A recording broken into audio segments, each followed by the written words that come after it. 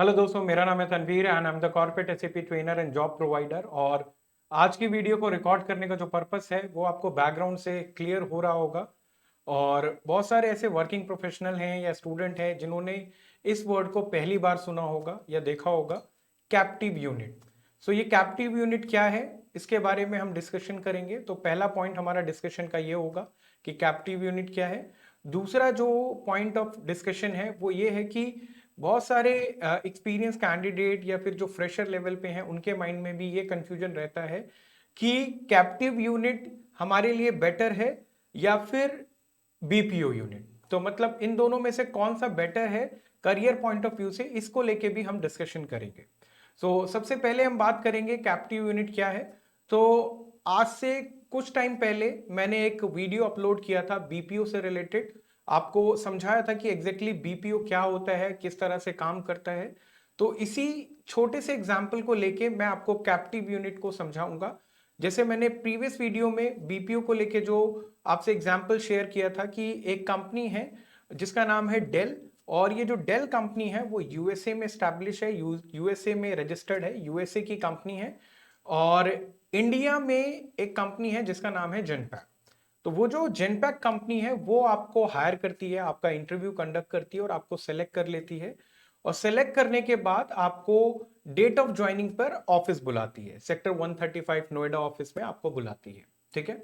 तो जब आप ऑफिस पहुंचते हैं तो ओरिएंटेशन के दिन पे या फिर जो फर्स्ट डेट ऑफ ज्वाइनिंग होता है वो आपको पूरा एंड टू एंड एक एक्सपोजर शेयर करती है या फिर ट्रेनिंग आपकी शुरू करती है और उसमें बताती हैं कि आपको जो काम करना है, मतलब जो आपकी जॉब रिस्पॉन्सिबिलिटीज हैं वो एग्जैक्टली क्या है।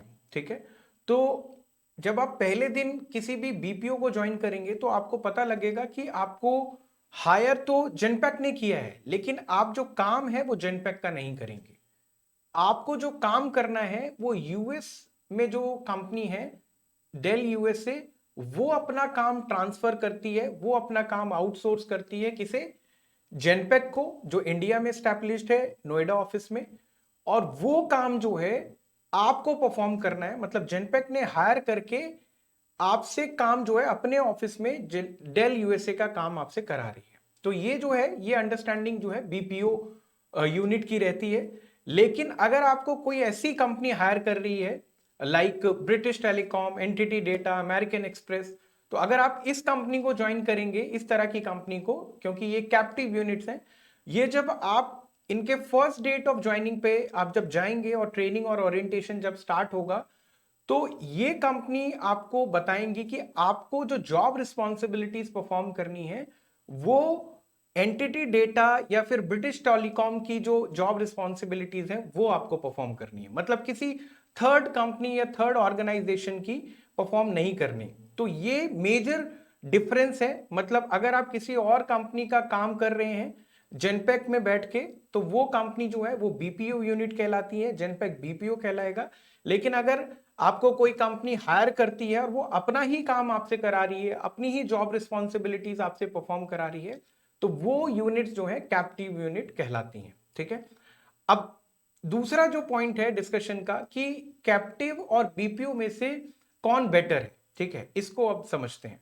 तो मैं हर बार अपने स्टूडेंट्स को या वर्किंग प्रोफेशनल जो भी हमसे कनेक्टेड है या इस तरह का क्वेश्चन जब भी हमारे पास आता है तो हम उन्हें सबसे पहला जो क्राइटेरिया है जिसके बेसिस पे डिसीजन लेना है वो है कि आप एक्सपीरियंस्ड हैं या फ्रेशर हैं। सबसे पहला जो मेरा क्वेश्चन रहता है वो यही रहता है। ठीक है।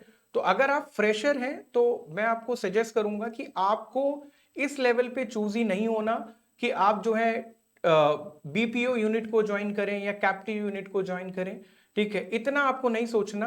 आपकी प्रायोरिटी ये होनी चाहिए कि आपको किसी अच्छी बड़ी मल्टीनेशनल कंपनी में एंट्री मिल जाए, चाहे वो कैप्टिव हो चाहे वो बीपी हो। ठीक है। तो आपकी फर्स्ट प्रायोरिटी ये होनी चाहिए कि आपका करियर अच्छी बड़ी मल्टीनेशनल कंपनी से स्टार्ट हो जाए। शुरू में अगर आप चूजी होंगे तो हो सकता है कि आपके हाथ से अच्छी बेटर अपॉर्चुनिटी जो है वो मिस हो जाए। ठीक है। अब दूसरा जो पॉइंट है वो ये है कि अगर आप एक्सपीरियंस्ड हैं तब आपको किस तरह से सोचना है या डिसीजन लेना है।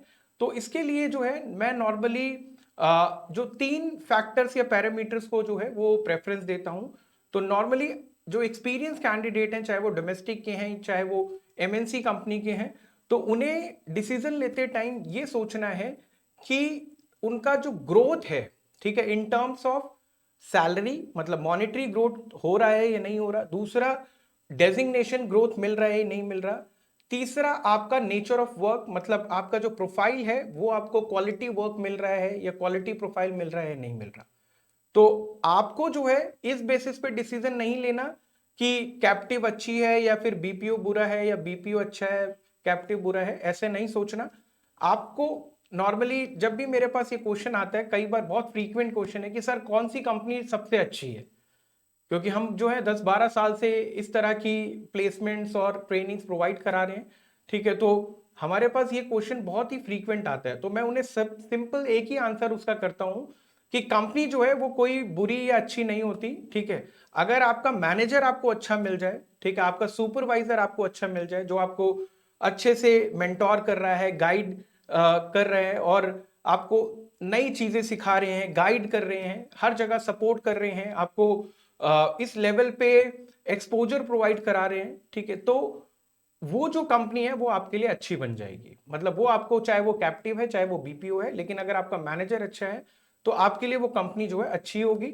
लेकिन अगर मैनेजर जो है वो आपकी एक्सपेक्टेशन या आपके साथ उनका जो थॉट प्रोसेस है वो मैच नहीं हो रहा, या आपकी ट्यूनिंग जो है वो कनेक्ट नहीं हो रही, तो फिर वो कंपनी, चाहे वो बीपीओ हो चाहे वो कैप्टिव यूनिट हो, आप जो है वहां टाइम स्पेंड नहीं कर पाएंगे। आपके लिए जो है वहां पे मतलब रुकना जो है बहुत ज्यादा मुश्किल हो जाएगा, ठीक है। तो हमेशा ध्यान रखें कि आप जब डिसीजन ले रहे हैं जॉब स्विच करने का, खासकर एक्सपीरियंस कैंडिडेट, वो इस फैक्टर को माइंड में रखें कि उनकी सैलरी अच्छी बढ़ रही है, उनको डेजिग्नेशन ग्रोथ मिल रही है, उन्हें जो है जो एक्सपोजर है, वर्क एक्सपोजर है, जो प्रोफाइल है वो रेलेवेंट मिल रहा है, इसके बेसिस पे वो स्विच करें, ठीक है। होप कि आपको क्लैरिटी आ गई होगी कि कैप्टिव यूनिट जो है वो क्या होती हैं, और कैप्टिव और बीपीओ के बीच पे डिफरेंस भी आपको पता लगा होगा, और फ्यूचर में जब आप जॉब को स्विच करेंगे या ज्वाइन करेंगे तो आप इस चीज को समझ पाएंगे, ठीक है। सो इस तरह की और मल्टीपल इंफॉर्मेटिव वीडियोस को देखने के लिए आप जो है हमारा